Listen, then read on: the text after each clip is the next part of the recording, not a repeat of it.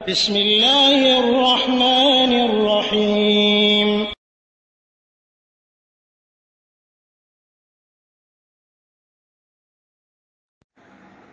ওয়ালাইকুম আসসালাম ওয়া রাহমাতুল্লাহি ওয়া বারাকাতুহু। জি ভাই, আপনি জানতে চেয়েছেন যে আপনাদের এলাকায় বা আমাদের দেশে যে কাফারা আদায় করা হয় মানুষের মরণোত্তর, ওই মৃত ব্যক্তির নামাজের কাফারা আদায় করা হয়ে থাকে, বা 3 দিনের দিন খানার আয়োজন করা হয়ে থাকে, বা চল্লিশা করা হয়ে থাকে, এটা কতটুকু সঠিক? এগুলি কর্ম কোরআন হাদিস সম্মত কিনা?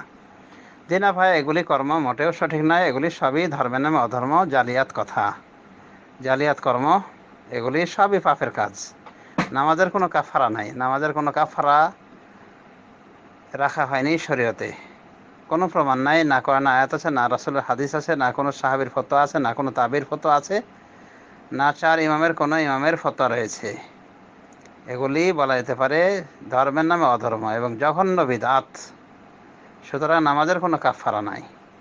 নামাজ ইচ্ছা করে পরিত্যাগ করাটা এক প্রকার কুফরি। আর নামাজ ছাড়তে নেই, যতক্ষণ পর্যন্ত ব্রেন বাকি রয়েছে নামাজ পরিত্যাগ করা হারাম। সুতরাং রোগী যে ব্যক্তি দাঁড়িয়ে পড়বে নামাজ, দাঁড়িয়ে না পড়লে বসে, বসে না পড়লে শুয়ে, এক পাশে কাত হয়ে, বুখারী শরীফ হাদিস দ্বারা প্রমাণিত এই বিষয়টি। সুতরাং রোগীরও মাপ নাই। অতএব যদি কেউ রোগী হওয়ার কারণে এভাবে নামাজ না পড়ে এবং এভাবে মারা যায়, তাহলে কোনো কাফারা নেই তার। সে তারে আমল নিয়ে যাবে, আল্লাহ রাব্বুল আলামিনের কাছে দোয়া করতে হবে যেন আল্লাহ তাকে ক্ষমা করে দেন। এবং খাঁটি মনে তওবা করলে আল্লাহ রাব্বুল আলামিন বিগত যুগের ছেড়ে আসা নামাজগুলি আশা করি মাফ করে দেবেন। তবে খাঁটিভাবে তওবা করতে হবে। আর এসব কাফারা টাফারা আদায় করা ইসলাম বিরোধী কাজ। যারা কাফারা আদায় করার কথা বলেন তারা বেদলিল মন গড়া কথা বলেন, এবং দেখবেন তারা আরও এ জাতীয় অনেক মন গড়া ধর্ম লালন পালন করে, মানে মিথ্যা ধর্ম, ধর্মের নামে অধর্ম। তো কাফারা সম্পূর্ণ ভিত্তিহীন, নামাজের কোনো কাফারা নেই। আর 3 দিনের দিন 40 দিনের দিন খাদ্য দেওয়া, এগুলো বিদাতীদের কর্ম। 3 দিনের দিন খাদ্য দেওয়া এগুলো হাদিস সম্মত নয়। অনুভাবে 40 দিনের দিন, এটা তো হাদিস সম্মত নয়, বরং জঘন্য বিদাত। 3 দিনের দিন দেওয়াও বিদাত, 4 দিনের দিন দেওয়া বিদাত, 7 দিনের দিন দেওয়া বিদাত। এভাবে দিন তারিখ ধার্য করে খাদ্যের আয়োজন করাটা বিদাতি সিস্টেম। আর 40 খাদ্য, এটি বলা যেতে পারে হিন্দুদের থেকে এসেছে, হিন্দু ধর্মেও রয়েছে। তাদের ধর্মীয় ক্ষেত্রে পাওয়া যাবে মৃতের নামে সাধ্য, তারা 40 দিনের দিন এই খাদ্যের আয়োজন করে থাকে। অনুভাবে শেখ বিন বাজ রহমতুল্লাহ আলাইহি বলেন যে 40 এই সিস্টেমটা তিলকা আদতুন ফেরাউনিয়া, এটি ফেরাউনি আদত, ফেরাউনের যুগ থেকে চলে আসা বদভ্যাস। অনুভাবে 40 মূলে রয়েছে চেহলাম, চেহলাম বলা হয়ে থাকে, শোনেননি চেহলামের কথা? তো চেহলাম ফার্সি শব্দ, তার মানে এটার জন্ম দিয়েছে পারস্যের অগ্নি পূজারীরা।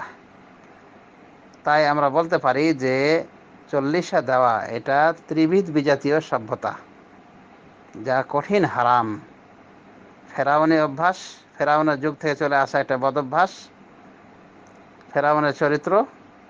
অনুভাবে হিন্দুদের থেকে এটা অনুষ্ঠান নেওয়া হয়েছে। অনুভাবে পারস্যের অগ্নি উপাসকদের সুন্নাত পালন করা হয়, তাদের এই কৃষ্টি কালচার পালন করা হয়। এভাবে 3 দিনের দিন, 4 দিনের দিন, 7 দিনের দিন, 40, এভাবে দিন তারিখ ধার্য করে খাদ্য খাওয়ার মাধ্যমে এভাবে ত্রিবিধ বিজাতীয় অনুসরণ করা হয়। আল্লাহ রাব্বুল আলামিন হেদায়েত দান করুন আমাদের সে গোমরাহ মানুষদেরকে। আসলে মৃত ব্যক্তির বক্সানি দেওয়া, রুহের বক্সানি দেওয়ার জন্যে, তার আত্মার মাগফিরাতের জন্য অনেক পথ পদ্ধতি রয়েছে। যেমন স্থায়ীভাবে দান করা, সদকা করা, মসজিদ বানানো বা মাদ্রাসা বানানো, বা বুখারী সেট কিনে দেওয়া মসজিদে বা মাদ্রাসায়, বা কোরআন কারীম কিনে দেওয়া, অনুভাবে হজ করা, উমরা করা, তবে নিজের হজ নিজের উমরা থাকতে হবে, অনুভাবে দোয়া করা মুক্ত হবে তার জন্যে, অনুভাবে এতিম অসহায়দেরকে দেখা, এতিম গরিব অসহায় বিধবা ইত্যাদিদেরকে সহানুভূতির হাত বাড়া তাদের দিকে, তাদেরকে সহযোগিতা করা ইত্যাদি। এ সমস্ত আমলের বিনিময়ে এদের পক্ষে যদি